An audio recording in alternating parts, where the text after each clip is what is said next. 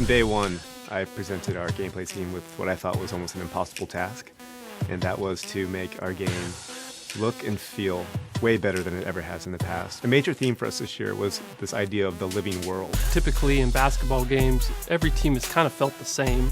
You know, you get some signature moves, some players here and there, but overall teams have felt the same. We wanted everything on the court, from the way the fans react to you, the coaches, the player intelligence, everything to be part of this environment that was smart. The system is dynamically changing and evolving constantly. All 30 coaches now have their own mindset. If you look at the finals last year, you saw how the Warriors and the Cavs were constantly readjusting to each other. You saw Delhi step up and play starter minutes, and you also saw how the Warriors went small ball and how successful that was for them. Basketball is a game of situations. The way players react to you as they see schemes on the floor.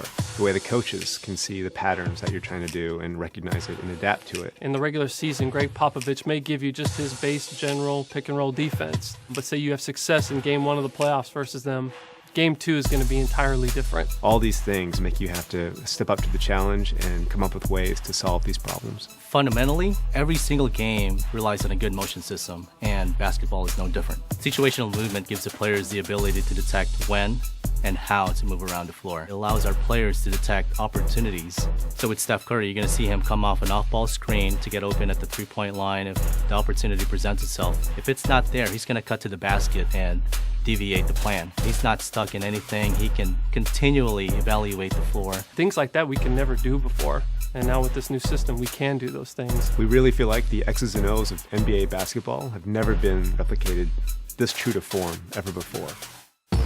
All player-to-player collisions between the ball handler and the on-ball defender is all driven by physics now. So a guy like LeBron, who's kind of like a tank, can just plow through the smaller defenders. The collisions feel a lot more visceral, and you never feel locked into an animation. We've also expanded our signature size-up functionality. So now every player has up to 4 size-ups they can do in any direction, and they look and feel beautiful. Post this year was completely rewritten from the ground up. The guys did a phenomenal job of just making it feel a lot more free. You feel like you have complete control over your player at all times. For NBA 2K16, we implemented a foot planting technology that detects exactly when your toe touches the floor and when it leaves the ground. What this does is actually it adds visual authenticity to player movement, and you can actually feel the physics, change in direction, cutting, overall player velocity. In the end, it gives us this visual authenticity in the game.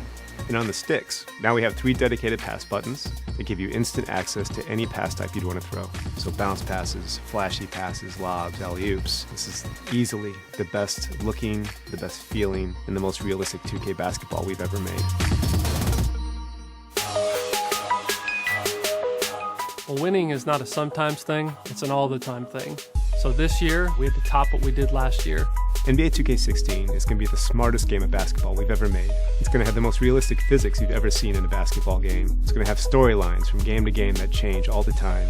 I can't speak highly enough of our gameplay team and what our engineers pulled off this year. They really pulled off the impossible. NBA 2K16 is going to be the most authentic sports gaming experience that you've ever played.